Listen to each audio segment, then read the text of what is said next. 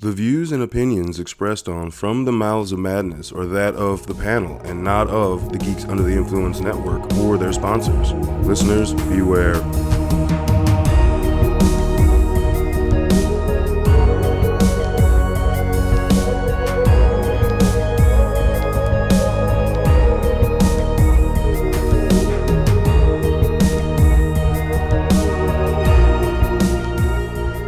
Coming straight from the Mouths of Madness, I'm Lowdown. With me as always is... FU Hunter. What's up, you chainsaw arm bitches? Chainsaw arm bitches, you deadite loving motherfuckers. Come get some bitches. Dude, why have we not had like any scene in any of these movies and or series where someone's actually fucking a deadite? Give it time. I feel like that's just needed. Yeah. Right? I feel like that's just needed. And just think about certain parts turning into like how the book all of a sudden grows teeth. Yeah. Oh, and then you bite it off, and then you spit it out, and then there's like it's like a redo of the hand, but it's a dick. You know what I mean? It'd basically be like Beyond Reanimator, because there was an animated penis in that movie. So, all right. Before we get too crazy, got to bring the guest we brought to talk about this amazing franchise of films, Scotty P. Hail to the king, baby. Yeah. Yes. And before we dive too much in the episode, you're working on some new stuff. We know he's obviously, you know him from Geek Father, folks. He's obviously been hosting that for a while. So. Unfortunately, of course, Smash and I have taken our indefinite hiatus. We'll definitely be doing some special stuff, I'm sure, at one time. And we may even bring the show back. Who knows? Yeah. But... an old school buddy of mine, Russell, and I have gotten together. We've actually recorded some stuff, but this past week we did the official episode number 1. And once we're ready, we'll start dropping stuff. Like, I haven't done any promo, but it's going to be a great music show called You Gotta Hear This. Okay. And really our main format is going to be, because, and I have to explain this because I want to explain it now, so sorry if I take up too much time. You're good. But... well, yeah, you guys, whatever. Yeah, exactly. Fuck it. We're trying to do something a little bit different. We're not just going to be talking music, talking certain things. What we're going to be doing is our main episode baseline, and we're going to do a bunch of offshoots as well. We're going to have some fun with this show. But our main show, and we want it to be, the best way I can describe it is interactive. Basically, we're listening to an album, and we're talking about it. That's our episode. Mm-hmm. But the key is, to avoid copyright and a bunch of blah, blah, blah, you don't hear it. So what you've got to do as you listen to the episode, we'll tell you when to drop the needle, so to say, on the record, and you listen to the album with us. Nice. Well, it sounds like it's fleshed out. So everybody, if that interests you, just keep a lookout through GUIPodcast.com and on the socials. And I will be looking for local artists and local friends bands to help with intro music, artwork, stuff like that as well very soon. Cool. So, fuck yeah. Yep. All right. So again, keep a lookout for that. Sounds like it's going to be a rad show. Yep. Loving it. And before we dig in, again, I also do want to say, please like, comment, share, subscribe across all the socials, all the downloady spots, all that stuff. Helps the show out greatly, and the Madness Boys appreciate it. So thank you. Yep. All right, now on to the Evil Dead franchise. All right.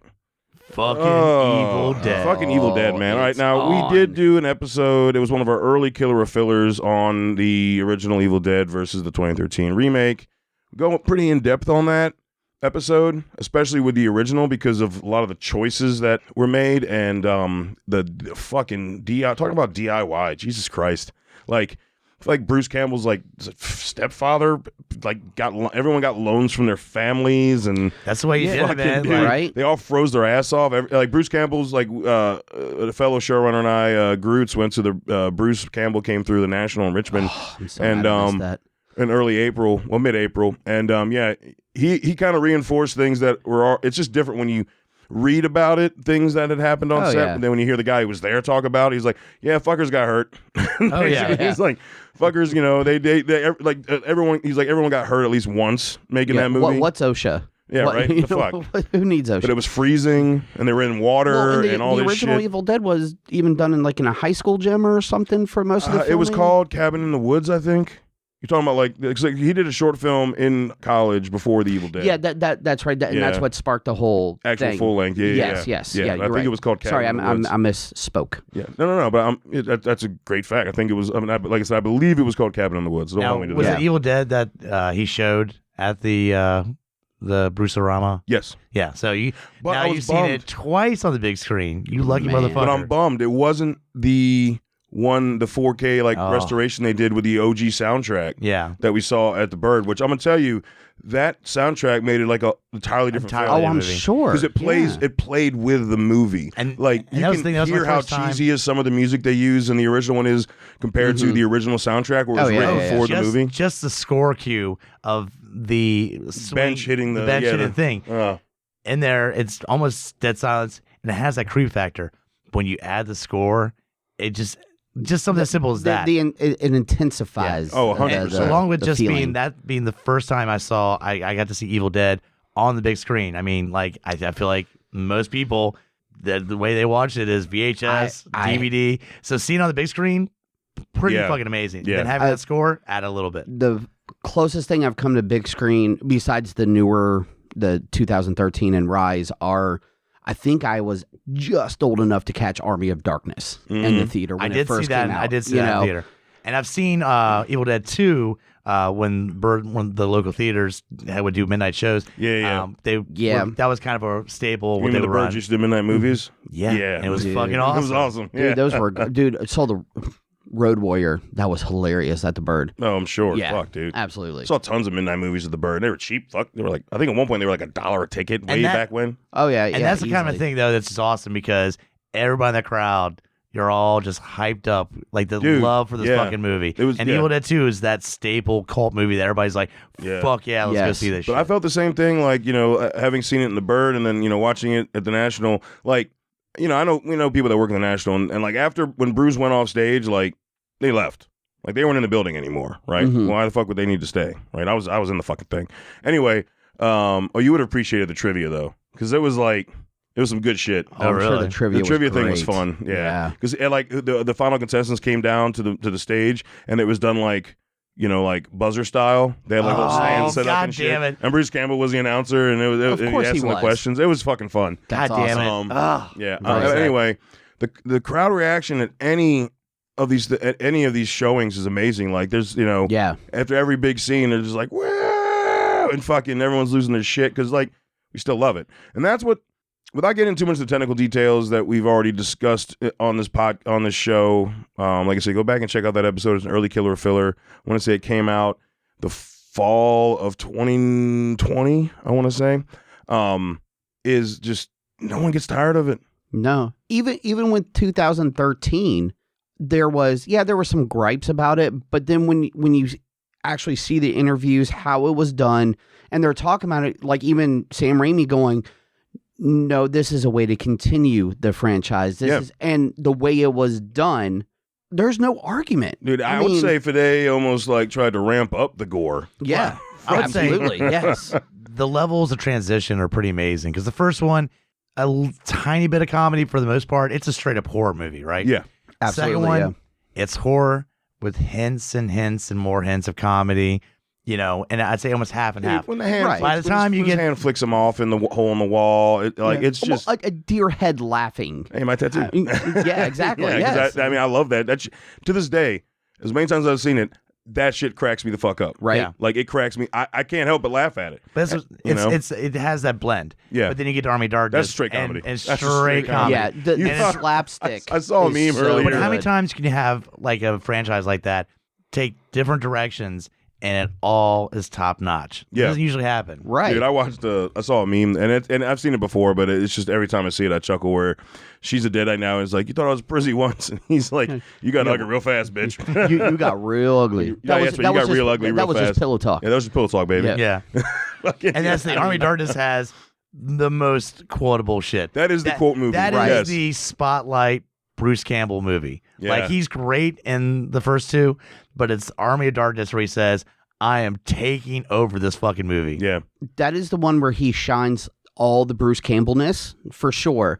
But also with the comedy, like if you look at the basic breakdown, it's still horror, like a skeleton army.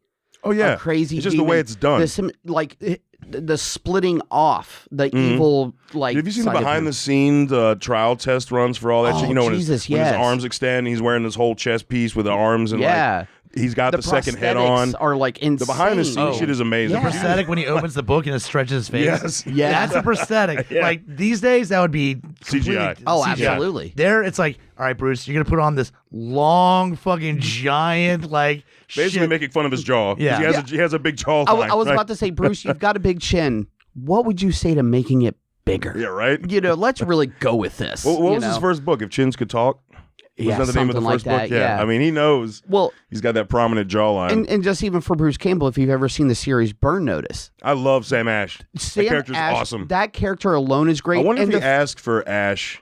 I wonder if he asked for that name. Probably, Sam Raimi, Ash. Like, I wonder if the he... showrunner. Right. Yeah, the this is the Evil Dead like, fan. Your name's already selected. Yeah, But just even the jabs throughout that show about his chin, especially in the first couple seasons, like they're totally jabbing at his chin. And then when he got healthy to like do some other movie roles, they're all like, "Oh, look at you looking all fit, like you could fight an army of zombies or something." Yeah. Little jokes like that. It threw me off when, probably like 12 years ago, I went to Wizard World Con up in Philly, and he was there, and I'm in line. I was like, okay, all hardcore Evil Dead fans. No, and there was Burn Notice people. fans. I was like, yeah, dude, Sam. Wow. Like the one of the I caught that randomly. I think I turned the TV on and USA was on, and that show was on before I even started watching. And I think I just let it play while I was doing shit. And I heard I remember quickly I heard a voice and I'm like, what the fuck? And I look at the TV and I was like, holy shit, Bruce Campbell's in this? And like, all right, I'm watching it. I'm sorry. Yeah. Plus, whatever series. Again, I know we got a Bruce Campbell as much as we can. Oh yeah, we talk about Bruce Campbell on this. I mean, it's yeah.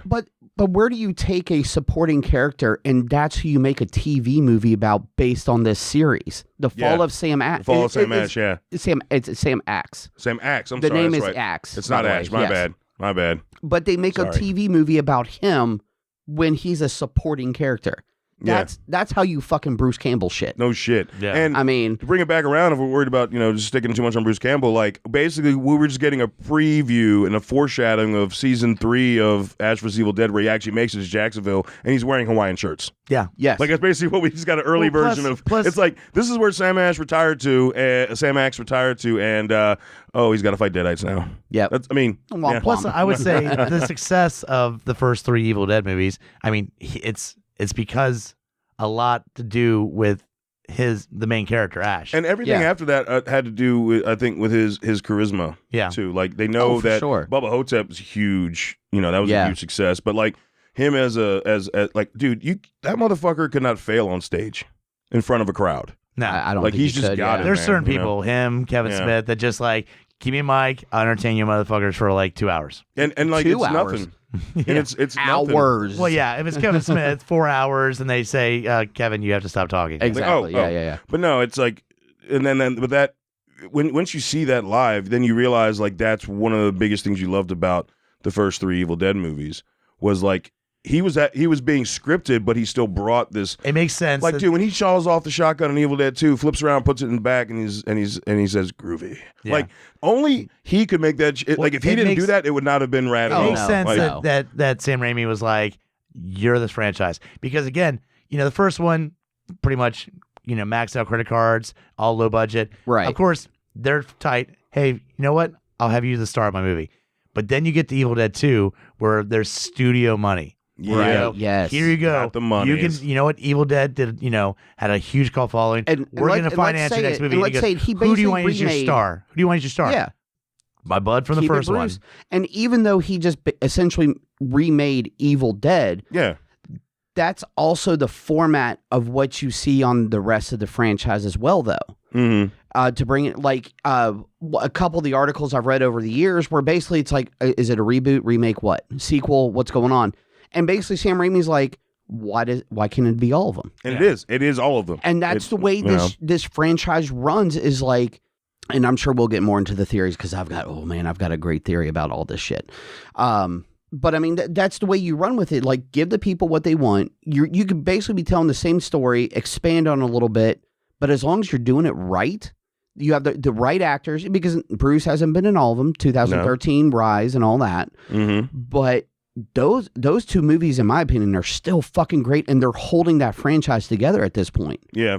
I mean, they're done beautifully. Now, he did, with the end of 2, he definitely put himself in a direction that he had to follow through with if he was going to get greenlit for another movie. Right. You know, with the time portal opening up and all that stuff, you know. Yep, I mean, yep. but so like he definitely kind of pigeonholed himself into doing Army of Darkness, unless it was already written, which I don't know. I haven't read anything about that if he wrote them like kind of simultaneously, you know. I don't think know. There was too much of a time gap. That was pretty much, he worked out a deal with I believe it was Universal, that they wanted him to direct a couple movies, Darkman, and a couple of things like that. Oh, and the deal was, I believe, is that he was going to direct a couple of those movies, and because of that, they had already greenlit a sequel, if you wanted it, to Evil Dead 2. Gotcha. So it was kind of like, this bitch is coming. I already got an idea, but you know. Can we talk about in the beginning of Army of Darkness when he falls out of this, you know, he's falling out of the sky and he lands, it's just the boards bounce and all the dirt bounces off of the boards. It's like, oh my God.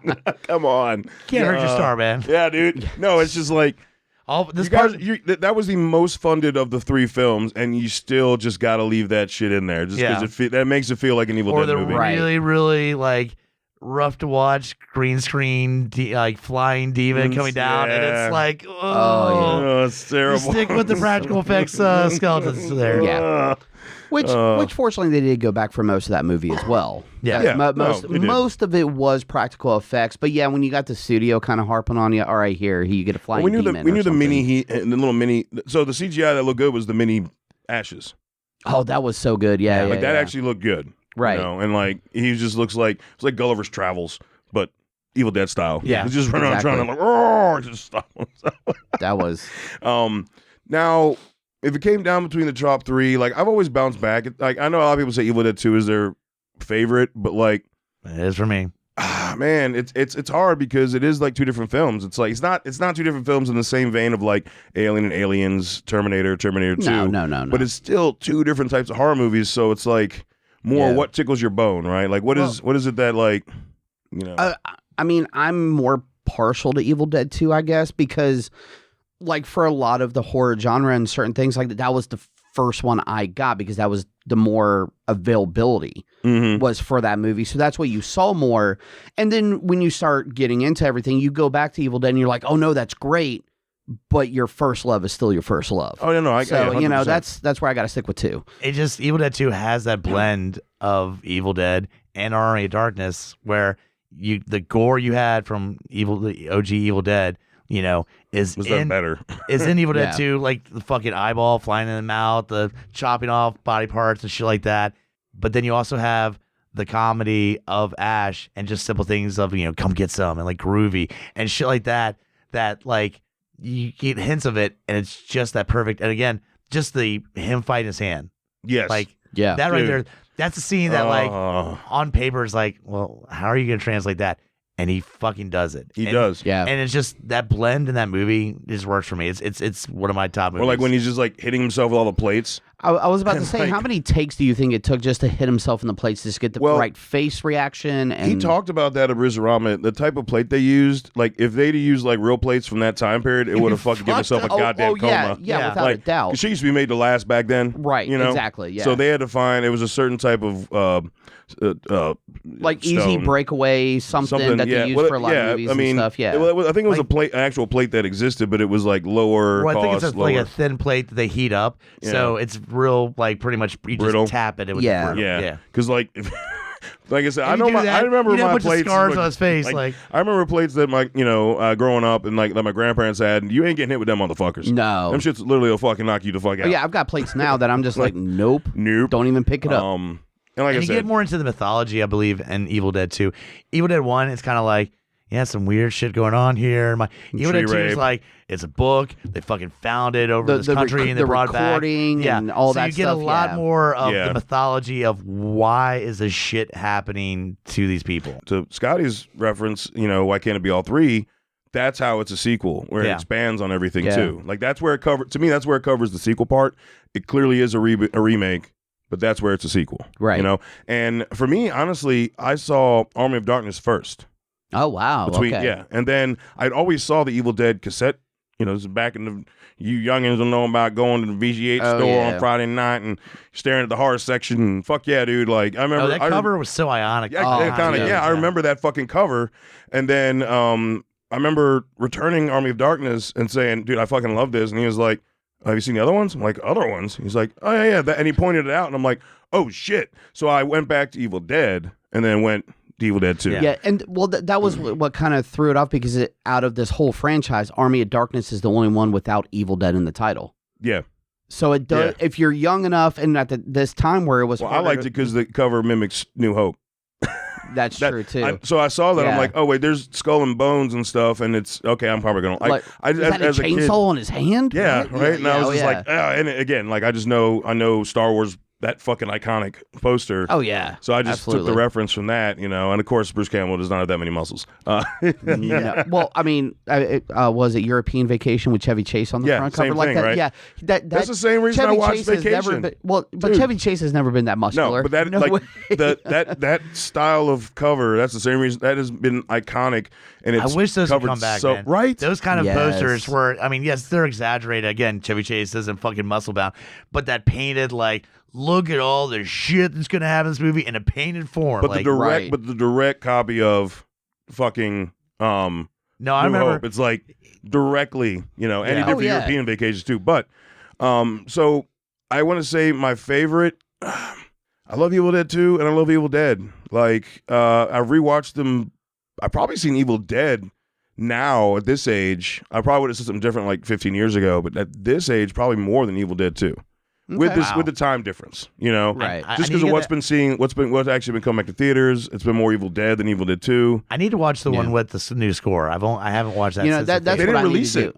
I know. Oh, really? They didn't put it on DVD, That- and I was pissed. That Yeah. might put that a little bit more in the The new running. score is so Yeah. good, dude. I'm telling you, it's a whole other film. Yeah, Like, see, I'd need to check that out. and I think there's a couple scenes that got thrown in that were cut out too, if I remember Gotcha. correctly. Not a lot of time, maybe like 3 minutes, but like just little things. When But it you comes to have- editing, Yeah. You have to appreciate that Raimi fucking went for it. Because again, this is early fucking 80s where you sneeze wrong and you're getting a fucking rated X and your movie Yeah. fucking gets shit canned. Yeah. And he goes, Well, that's how he got out of it was the yellow makeup and the Right, green makeup but he and all literally that. says- yeah.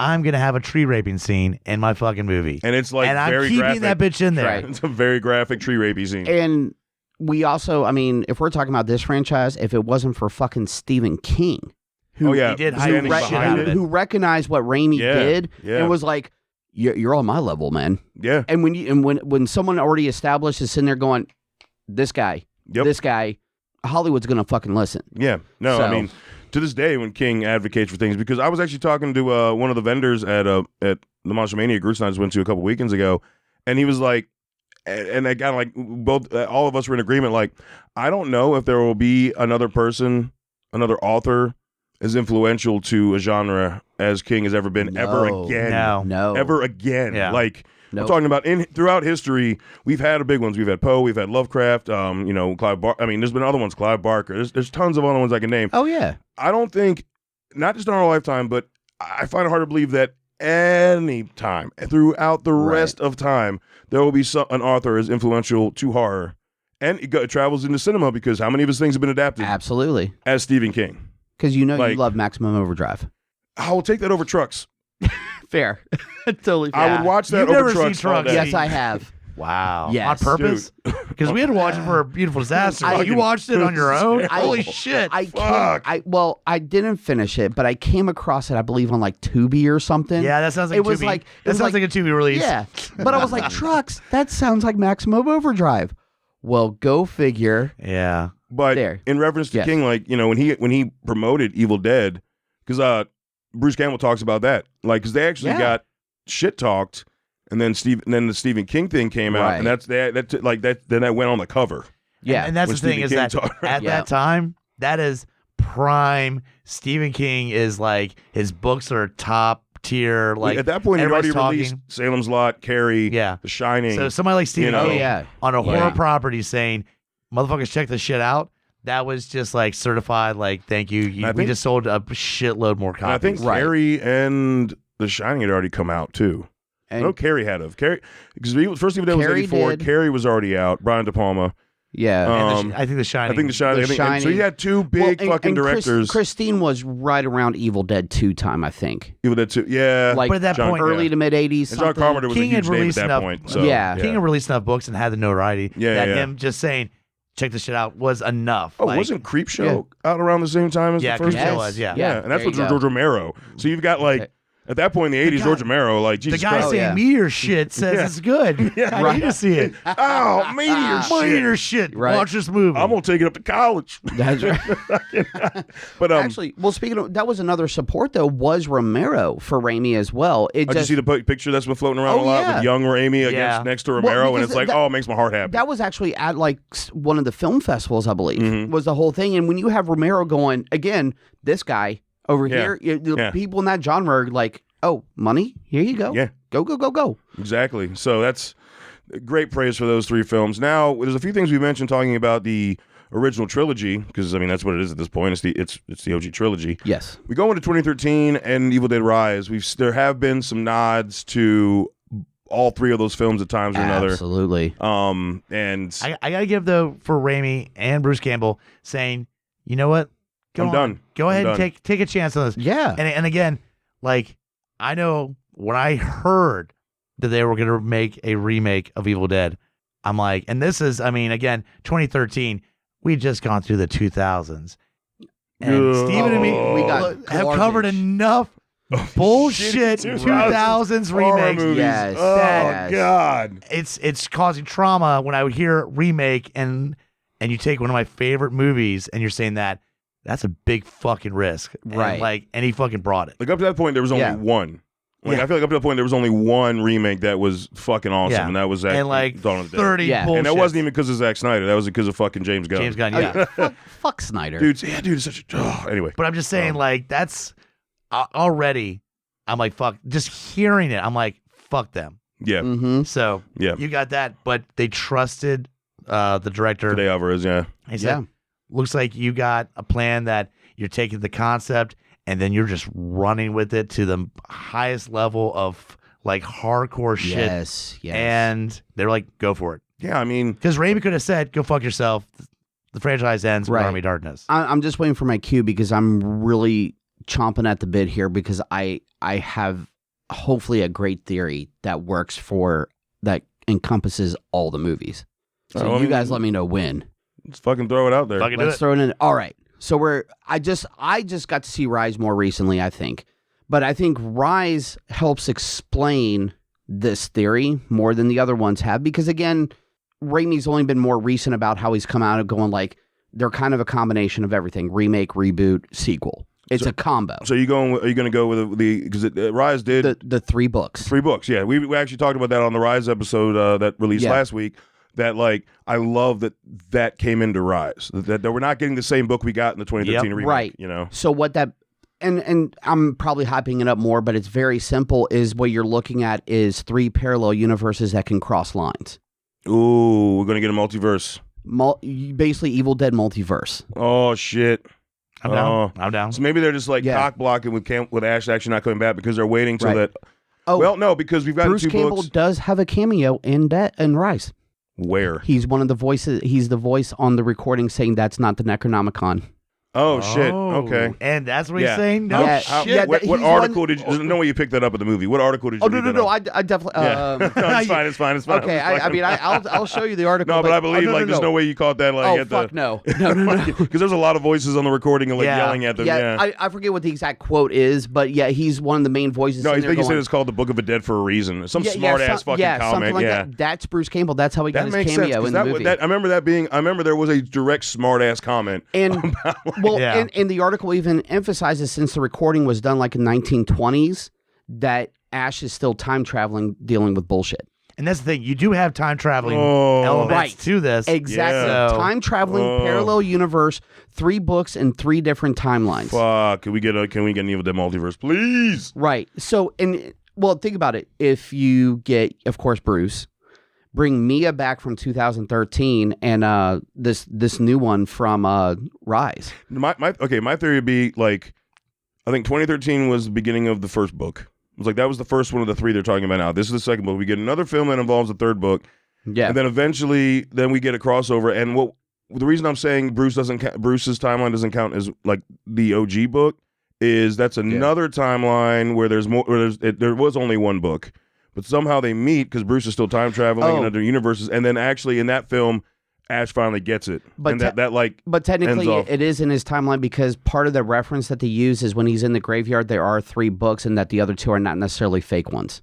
That's right. When he fucks up the words. When he fucks up the words. Yeah. Holy shit, dude. Okay, I'm down for that shit. So I took all that and was like, yeah. Now imagine if they actually did Jason Goes to Hell properly and made it like an Evil Dead universe. Which they wanted. Yeah. They tried. Yeah. Well, they tried. Yeah. And they just got shit the comics did way better with Freddy versus Jason versus Ash. Yeah.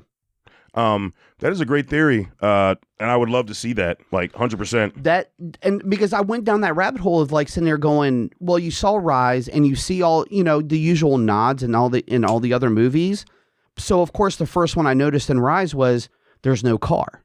But when they pull out there, it says Buick right there. It does say Buick, and the chainsaw is the exact same color as the original Raimi car. I read in the article as well that Cronin talked about.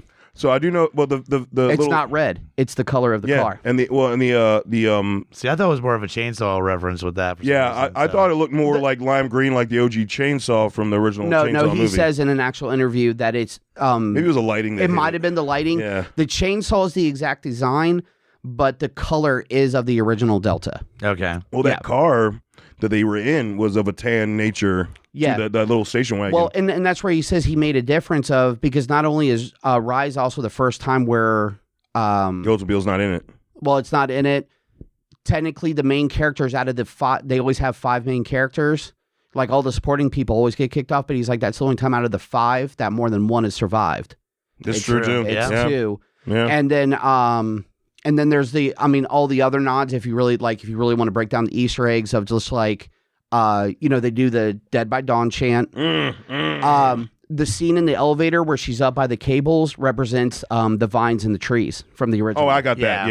Yeah. So like we were talking about in the last episode. Okay. We were Where's that other cable going? I haven't listened to that one yet, but that's the rabbit hole I went down. Like especially after watching the movie, going, wait a minute, if there's not the usual stuff, what else is there? Like the whole eyeball popping out in the hallway. Evil Dead 2. Exactly. Yeah. There's a lot of references. Well, the Shining reference with the elevator. I mean, come on. Oh, yes. I mean, come absolutely. on. Like that's yes. Because we were talking about how like with that, like that's the prequel of what happens to the elevator in The Shining because it fills up drowning level of blood. I hope somebody's thinking, for the actor's favor of like, can we put some flavor in there for them because they're getting a lot in their mouth. Yeah. Can we make it like also something? How times have changed because they got away with all that fucking blood, and if you remember, there's a reason in Evil Dead 2 where the blood goes from red to black. It's because Raimi had to time it out because you could only show a certain amount of blood. You're NC-17, yeah. Well, and now you can have an elevator full of fucking blood, and they go, "Do you need more blood in the movie?" I don't know. You get more blood? Okay. Well, let's be honest. I mean, there's been enough changes. Like we don't get as many boobies and stuff like we did back in the 70s and 80s, but we get more blood and a few other fluids. Things have definitely changed because I remember I had a copy of fucking RoboCop, the unreleased one where you saw through the gunshot hole through his head, and they couldn't show it in the theater. Dude, I watch shows now where they fucking have the hole through someone's head. Yeah. They're like, whatever. Oh, well, the remake of Texas Chainsaw, where the girl commits suicide and it's a big old hole through her face. Yeah. You know? I'm just saying, and like you see it through the. Like the way. So you don't have to do a blood count anymore. Now you just go. Well, and I always attest. I mean, that was in cinema, but like you was talking about TV shows, I really do give a lot to that to Walking Dead. Yeah. Oh yes. Like I don't know if people go back and pay attention when the first season of The Walking Dead finished, that like spring into summer, like writers were like, oh, okay, we can do shit, and like I feel like about a year to 2 years later, you just started seeing so much violence in shows. It's all about how it's accessible. Yeah. With that type of stuff, like because it was on FX, you had to have cable to watch it. It wasn't right. Ash versus Evil Dead was. I don't know. Hannibal was ABC. Started out on NBC, and that is a violent fucking show. But it was, I believe, it came on at 9:00, which they deemed was the time that most minors and stuff would not be watching. And what the fuck? They realized it's not the 80s, dude. But I was gonna say, who are you talking to? But I was gonna say, where you brought up Walking Dead, and you mentioned it, Ash vs. Evil Dead, where it's on a cable, and they said we're getting away with fucking everything.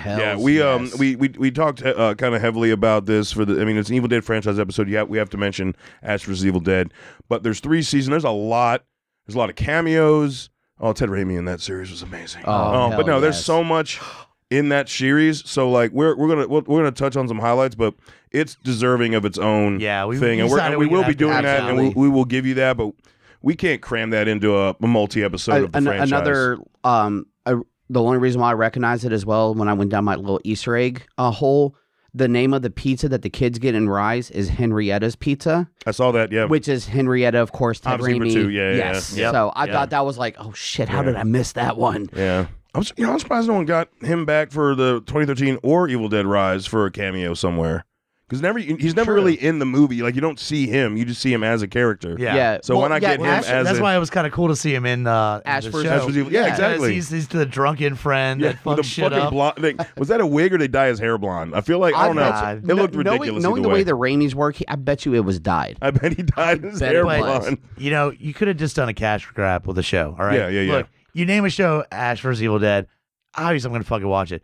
But, man, they put practical effects in the it was all over it, and they didn't fuck around. I remember watching that first episode, said, okay, let's see. And in that first episode you go, okay, y'all brought it. Fucking from the first episode. Yeah, from the first episode. When he dives to fucking lock in with the chainsaw, I'm like, all right, this is going to be amazing. Yeah. This is going to be epic. It's so much fan service. And it brings up, because again, you know, up till this last one, pretty much all the Evil Dead shit's in cabins. It's all in the woods, all that. Yeah. This is a road trip, bitch. This is a road trip. What if we fucked up a whole town? What if we had an asylum? Yeah. What if and they just kept throwing out different environments? And honestly, to the point of, and I don't know if they're ever get to a movie with this, what if the whole world just got turned upside down? Went with to Deadites? shit. So, and speaking of Deadites, one thing the one thing that has stayed consistent through the whole franchise, that camera movement of the Deadite rolling through real quick before it actually gets into somebody. That will be a staple for God Tons knows of how movies long. have used thanks to Raimi. Yeah, I mean, absolutely. Dude, well, Raimi used it in Multiverse of Madness. Yep. With Scarlet Witch. She's just like, there's a scene where she literally isn't a Deadite at one point. You know, like with her movements. Yeah, that's true. Yeah. I mean, with her movements. Like, right. Yeah. No. And in Evil Dead Rise, and I excuse me, I keep forgetting that director's name who did the new one. Cronin. That's it. Like, there's that one shot where, like, the mom had just been stabbed with the scissors, and they're out there trying to break the door down to get to the fire escape, and they turn around, and she had taken the scissors out and was out there, and there's that one shot of them doing the float with the arms out. Yeah. Which, that came from the Vincent Price movie. Oh, yeah. House on Haunted Hill? Yes, thank you. Where the old lady's just like, well, and it's floating. And the daughter did it too, actually, before that. When she has the sheet over and the brother in the kitchen. She's doing the floating as well. That wasn't actually scary, though. It was just cool to have the floating. Well, no. I mean, I guess from my viewing, I saw that. I'm like, okay, she's not dead. It's creepy. When the mom did it, it was like hard turn with noise, and like the sound was right. Very and much it was a jump scare. The main effect that I had the issue with on Rise is that and it came probably from the 2013 was there's not enough of just the all white eyes anymore. They always go to the yellow. The contact yellow, yeah. That shit looks CGI on some shots. Oh, yeah, very much so. Which was not cool. I miss just the milky all white eyes. I also heard those were very painful. And I feel like that started with the remake, right? Like 2013. 2013 I think all they did was the yellow type eyes for that one, yeah. But those I think were actually contacts for a lot of them. I think some of the scenes were contacts in this, but there were a lot of CGI going on with the eyeballs. I mean they did like when the daughter's up on the counter eating the glass and she turns around, that's CGI in her eyes. Oh yeah, absolutely. Like 100%. Yeah. You know. And I think with the 2013 one, you have that iconic her with the cellar opening it up with those yellow eyes. Yeah. And that's what kind of sold that. Yeah. Like when they were doing the trailers. But like you can tell those were contacts. Right? Yeah, but she looks so fucked up and evil. Oh yeah. And just that. And you're like, okay, let's see how's it going. When the friend turns around, and the one that's slicing off her face, and she just has that big gash in the side of her face, like, and those yellow eyes smiling with this whole side of her jaw showing. You know, and that's how he got our approval. Yeah, with that movie. Absolutely. No shit. He said, look, I'm not trying to make you be nostalgic. I'm taking the concept, and I'm going to show you how much the human body can endure. With Homeboy, dude, no. As much as she carved her face, that dude, blonde-haired dumbass they read from the fucking Book of the Dead. All the that nails, motherfucker, dude, his hand? Yeah. He got a camel toe on his hand at some point. Because they like ripped right down the center. But He's that was the thing that he made different, is he said, I'm actually going to make this scary as fuck. Yeah, 100%. Yes. And, it's funny, like, I've had people ask me if I'd seen it, like at work and whatnot. I'm like, yeah, I went and saw it, and like, what'd you think? I was like, that was great. They're like, and someone said, is it better than 2013? And I was like, oh, well, no, not to me. It's good. I want to buy it. I'll own it. It's going to be on my shelf. It's part of the collection. It's part of the collection. It's rewatchable. It's just, to me, it doesn't hit like 2013 did. And he's like, well, I didn't think 2013 was this and that. I think someone actually mentioned the word not fucked up enough. I'm like, bitch is sawing off her face. What the fuck? She stops and pisses herself, and then next time you see her, she's sawing off her fucking face. What the fuck do you want? Yeah, what did they not go to in that one? Yeah, and like not even that, you got another chick who you literally see skin bubbling up because she's like burning the shit out of herself with hot fucking scalding water. Right. I mean, in this rape scene, there's thorns involved, not just a smooth stick.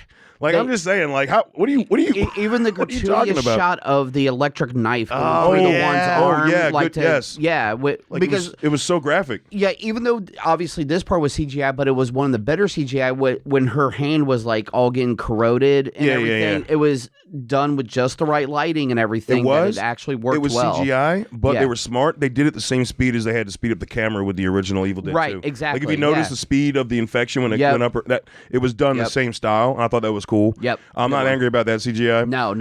And I'm glad you mentioned the arm, because I was going to say, and that was another Easter egg from Evil Dead 2 where she's like, give me back my hand, as she's like cutting off her fucking hand. And it wasn't a funny thing. It was like, oh, you poor girl. Like, please. The struggle in that brain at that moment. And that's the thing with the remake, is that, like, in the OG, like, you get possessed, weird makeup goes on your face and stuff like that. Oh, yeah. And there's a couple fucked up things. This one's like, if you get taken over, you're getting tortured. They're getting fucked up. And that made that even more terrifying, is that, like, you're not going to float up and tilt your head to the side and say some shit. You're going to mutilate your own body. That's how fucked up. Yes. And it made or take being mutilated. Yeah. Remember, she got nail guns all over the face. Yep. Like, well, and she even did to herself. Initially, she did to herself. Well, she got shut up again. So she cut off her own. She cut off her own arm. She got a shotgun blast. She got nail guns to the face. I mean, razor blade to the tongue. Razor. Oh, that. No. That was Mia. That was Mia. That was the girl. No, but I'm saying another example. Self-mutilation. Right. Gotcha. The razor blade popsicle stick. You know, like. Oh yeah. Yeah. Yes. Going into Evil Dead Rise, we did not get nearly. That's where I'm saying it's different. Like. There's a version of a Deadite that I've always had in my mind from the original ones, and then Fede Alvarez ramped that shit up because he could in 2013. Yeah. And I feel that Evil Dead Rise just kind of went backwards on the amount of how fucked up the Deadites were. Like we brought up even Bruce Campbell during the fucking Bruce-a-Rama thing. He was using that. They made Fright Rags brought shirts out before the movie dropped with this on the shirt. There's a poster with it. The fucking cheese grater. That shit was weak sauce. Yeah, if that was an old school Deadite, they wouldn't have stopped. Right. If that was the 2013, God, you would have gone ankle to thigh, back and forth, multiple back and forth. I was really because I know exactly what you're talking about with the promo, and I was really expecting more. And as soon as I saw it come out, I'm like, ooh, it's going to get when good. Fright Rags has literally a shirt and it has the cheese grater, you get the impression. That's going to be an impactful part of the movie, and it wasn't. But you get the one swipe, and you get that split second see where the chunk of skin comes out of it. That's it. It's not even a chunk of skin. It's like a rash. Yeah. It's like, come on, guys. Come on. Step it up. Yeah. I think, okay, so without going, like I said, we obviously, and this isn't a conversation, but the full length is already out for deep opinions on it. But I will say that part of me respects them for some of the things they did with Evil Dead Rise, because they did make it their own movie. They're doing something. They did something different. It's not the same thing. Exactly. It still brings it for the most part. It brings it. Yeah. Like, I think there's actually tons of horror in there and tons of awesome shit. It's just it took a minute to adapt to what you thought you were getting, because like I said, we said 2013 was definitely just like, okay, I'm making an Evil Dead movie in 2013. I can do shit that I know Raimi and Campbell wanted to do back in the 80s. I can actually do this shit. Right. And that's what we got. right? It has at least 4 or 5 fucking yeses from me. Yeah. And if I'm watching a movie and there's some fucking hardcore, and I'm like, fucking yes, that's fucked up. All right. Yeah. So, and I like that. Hopefully, moving forward, as we're at first I was bummed that Alvarez didn't get a sequel, but actually I think it'd be cool to just see different directors take on an Evil Dead property, absolutely, and see what they do with it. Because they know they've got to stay within some realm. Yeah. Like you can't make a Care Bears Evil Dead movie. You know what I'm saying? Like you can't go all fluff. Like you've got to stay within a certain realm of brutality. And some are going to go further and a new environment. Dude, can we get an Evil Dead in the winter, like in Antarctica isolation or some shit, like a Thing style Evil Dead? Right. Dude, can we do that? Holy fuck! Yeah. Like literally, there's a book in the ice. And they allow the Thing. They unfreeze it. How about that? See you again, spinning gold. Did we just do it? We just spinning gold. We just did it. Well, see, but see, that's part of where, on the opposite side, at least with Rise, of where it does give us more insight into the world based on these Easter eggs, the interviews and stuff that have been done now, is we know that there were at least 3 books. We know that even the great, religious people who run this shit are divided on how things should be done and all this different stuff. How it was read, I thought was a good twist as well, through with the speaker, records and all just that. Like in front of a hall, like it started out in front of like the church and the hall and that ominous sound and how they were read. Like it wasn't just through a tiny little tape recorder. It was like coming through. The kid was a DJ. And just the sound set up. I don't know. And like I mentioned, one of the things this thing does right, referencing that, was when she plays the sound through her mouth. That freaked me the fuck out. That actress has got a big fucking mouth. I'm sorry, but like when she opens that shit wide open and she's like the speaker, I was like, yeah. Yeah, that was a little freaky. I thought that was a solid scene. That's capturing into the creepy factor of this one. Definitely had the gore, but it definitely factored in more of the suspense, creepy factor of Evil Dead. Right. Comparatively. Like I look at, like, again, going down the whole Easter egg hole, all that. Like, I look at Rise as dives more into the mythos of the franchise than it does. Well, it opened it up even more than. Yeah. Right. I mean, like, the potential for this, but just the idea, again, different directors, different people. Yeah. As long as you, like if they start going, like, all new, like, different books and stuff, I'm like, okay, you can do a multiverse, but stick to the come on, stick to the baseline. Yeah. Don't go too far with it, and we'll see what we can do. So how would you rank it? Out of those 5 movies. Out of those 5 movies. Oh, I hadn't even thought about that. I usually come swinging with that. All right. I know. All right. Wow. I'm gonna go. I know this one is probably one of the hardest ones because there is not a real weak property. Honestly, all right. I'm gonna be as real as I can with this. I'm gonna go Evil Dead 2, Evil Dead, 2013 Evil Dead, Army of Darkness, Evil Dead Rise. All right. I'm not including the show's not in this. We're talking about the movies. Yeah, so. Yeah, and that was important. Is I didn't again. It has the advantage of 60+ hours. Yeah, it's like, that's not fair. Yeah, it's not fair. All right, there's no way you can. I would go Evil Dead 2. This is going to be a wild card here, man. Right now, Evil 2013 remake. Oh shit! Wow. Once the score is attached that I saw in the theater, then I will move OG above that. But right now, it's 2013. Then OG, then Rises, then Army of Darkness. No shit. Yeah. Yep. Okay. And the reason I'm going to do Army of Darkness last is because it has the lowest and weakest kills. It's a strong movie, but if I'm looking for my Evil Dead and I'm basing it off of a lot of the kills and gore, it goes in the lowest level. And if I'm going comedy, it would be the top tier. I think for me, the reason why I put it as.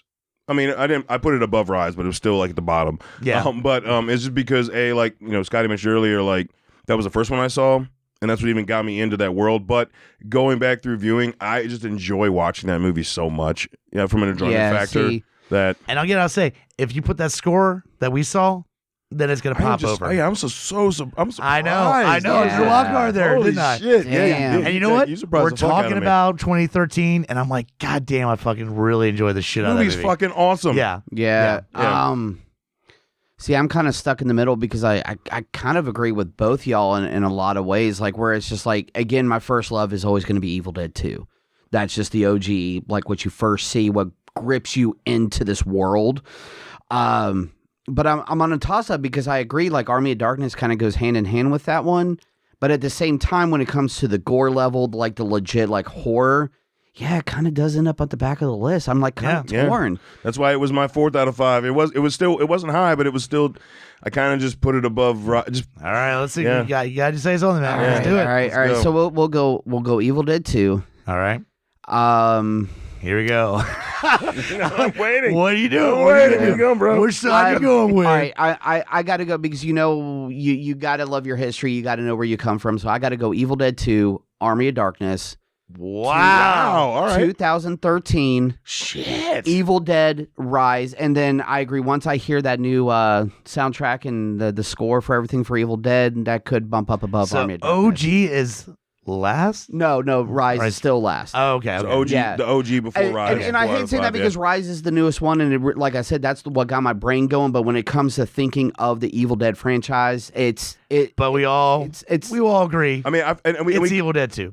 Yeah, it's Evil Dead 2. Oh, yeah, absolutely. Yeah, absolutely. And we could say it's, time with the film, but we also all put 2013 somewhere either second or third, which, I mean, we only had 10 years with that, and face it, we're not rewatching movies like we were when we were younger, where we watched Evil Dead 2 and the first Evil Dead and Army of Darkness. So technically, we've had more time with all three of those, because when we were younger, we could watch movies as much as we fucking wanted. Right, exactly. You know what I mean? Like, yeah. But like, 2013 is only 10 years old, and it still ranks that high. That's how good of a film that is. Because like I said, it's absolutely. And what a counter impression it made on all right. of it. And depending on how things go, Rise could improve, and who knows with whatever the next one. Yeah, we could be doing the next Evil Dead movie, review, and we could see if that changes the rank. Like Scream 6 did that for me.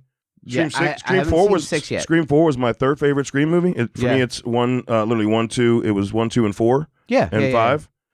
3 is, I don't even like to talk about it. No, I agree. You don't have to. But that's fine. After 6 came out, it's 1, 2, 6, 4. Like, I really enjoyed 6. Because that's the wife's series of movies that she loves. And so we still haven't had a chance to sit down and watch 6. Before it goes out of theater, man. It's good. It's already on Paramount Plus, so we just have to get the kids. Yeah. I know it's not the same, but with the kids and stuff. There's actually good cinematography in the film. There's a lot of good scenes, like broad shots in the film. So... Like whenever there's that in a movie, I always try to go see it in theaters. That's the day night, because technically the next day night was supposed to be Rise, and then you guys were like, "Hey, come to an episode." So I was like, "Honey, sorry, love you. Gotta hit the theater." Wow, selling us out. Dude. I was going to watch it with you, but the Madness said yes. Boys. It's still up to you. Still up to you. Sounds like Scotty was selling up Madness Boys. Hey, Jen, thank you. You're amazing. Hey, appreciate that's it. why she's a great partner. For not cutting his balls off for doing that to you. Damn right. But no, so depending, the next Evil Dead might switch that all up. We don't know what's going to happen that's the in great the future. thing about the Hopefully we don't got to franchise. wait 10 fucking years. Right. Jesus Christ. But that's the great thing about the franchise, is that this franchise has ebb and flowed so much over time, and that it's constantly doing new shit. Yep. Who knows what the fuck we're going to get next? That's true. I mean, it's true. And with that, we're gonna wrap up this episode on the Evil Dead franchise. We're not done, but before we continue, take a moment to check out what's going on the GUI network. In a world with too many reboots and remakes, two men will stop at nothing to make it even worse. Join Mike the Hobbit and Tondi as they play by their own rules while pitching new takes on some of your favorite and least favorite films and TV shows. What podcast would dare to bring this upon the world? This is Smack My Pitch Up.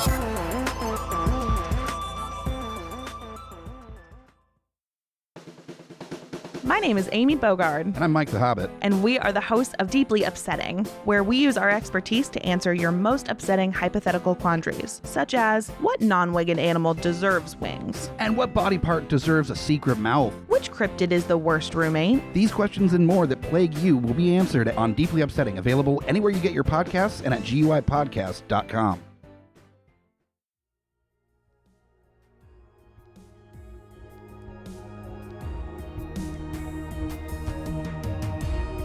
Coming straight from the mouths of madness, I'm Lowdown. I'm FU Hunter. Do you love horror? We fucking do. So this is a podcast dedicated to all things in cinematic horror. We're talking movies, television, composers, special effects artists. We're going to fucking cover it. So if you love horror, embrace the madness.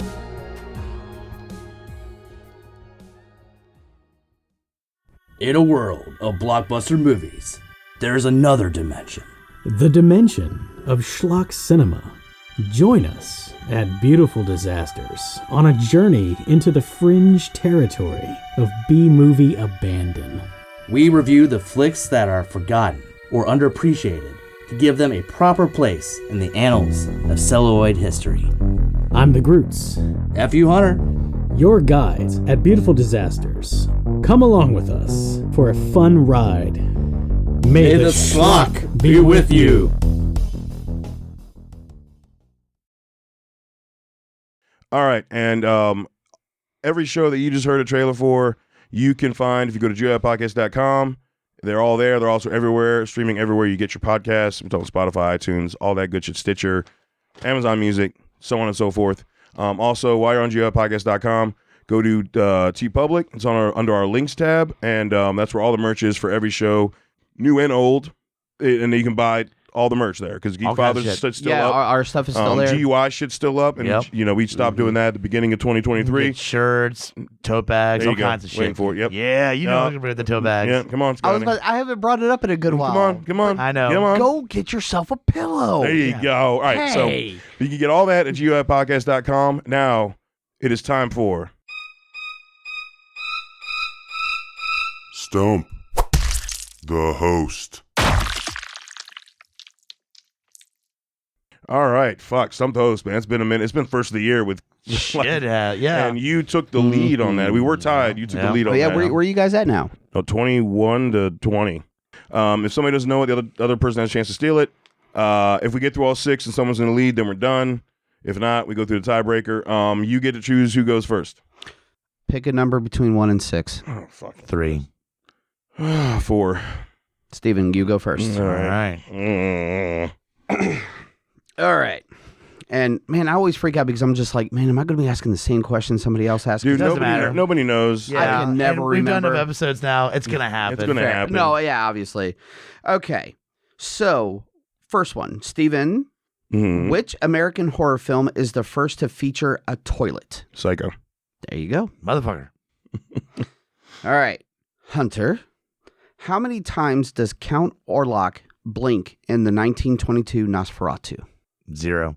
1. Motherfucker. Oh, so you didn't let me steal it. Oh, shit. That's fine. That's fine. I've got extra questions, though. Okay. Yeah, so it's fine. Shit. See? My bad. See? I know. You told him twice, too. I know. You told him twice. Shut up. All right. Shut up. You know my brain don't work with kids and shit. That's true.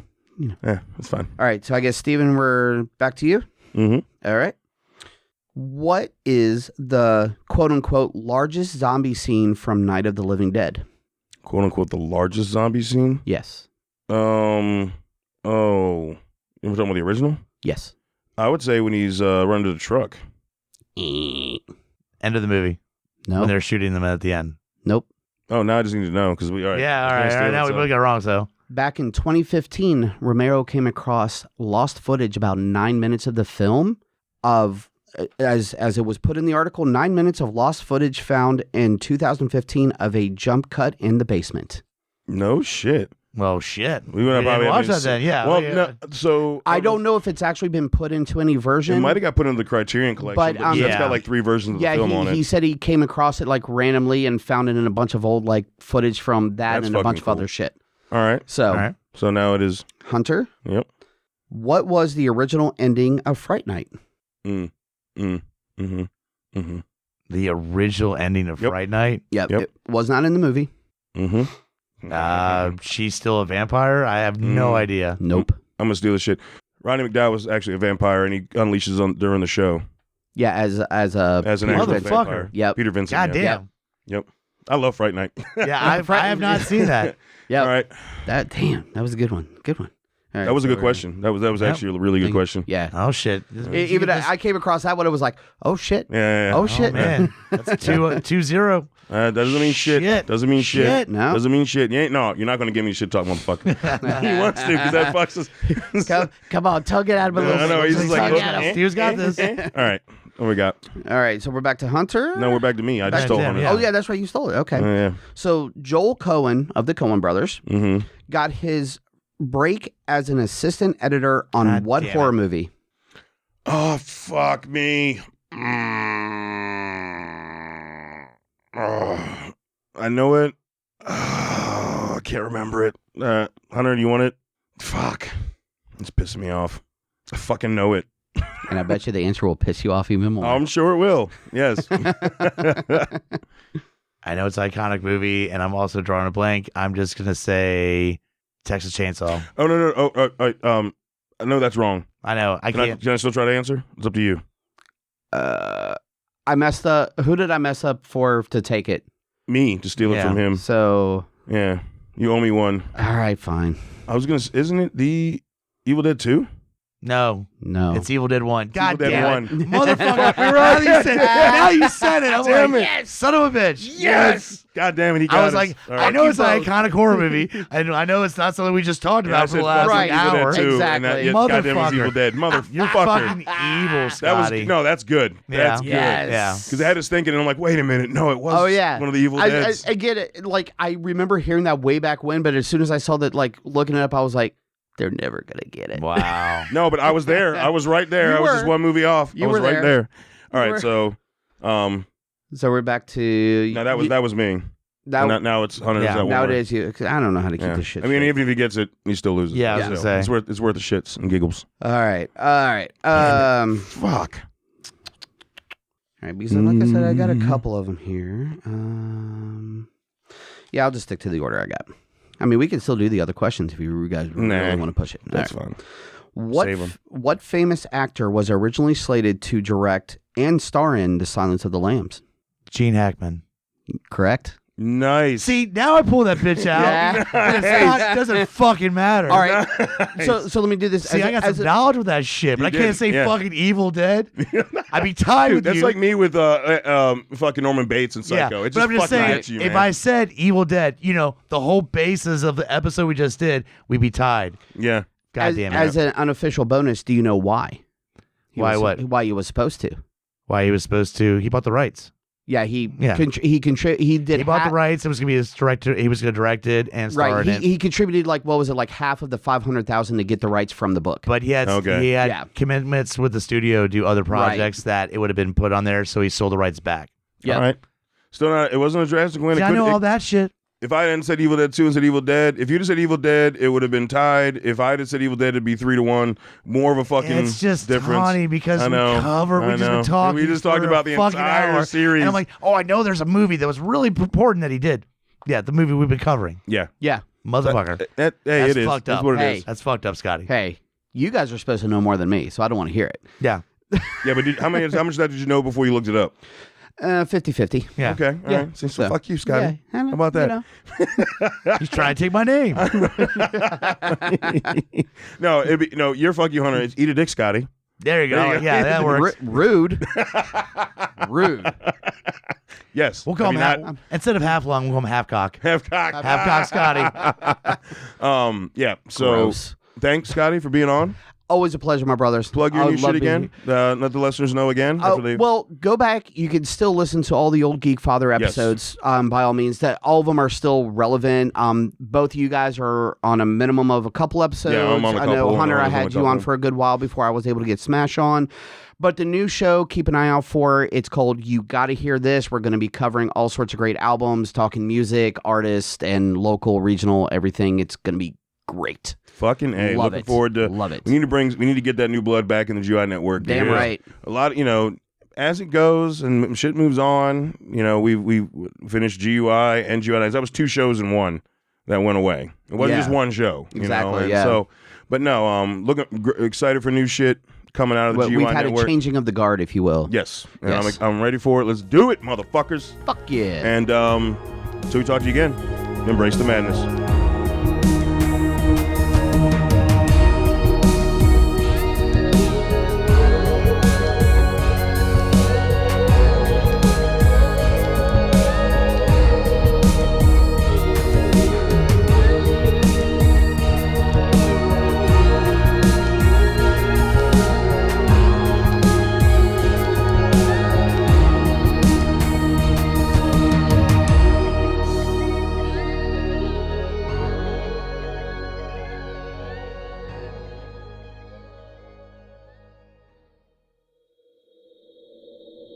Join us at GUIPodcast.com.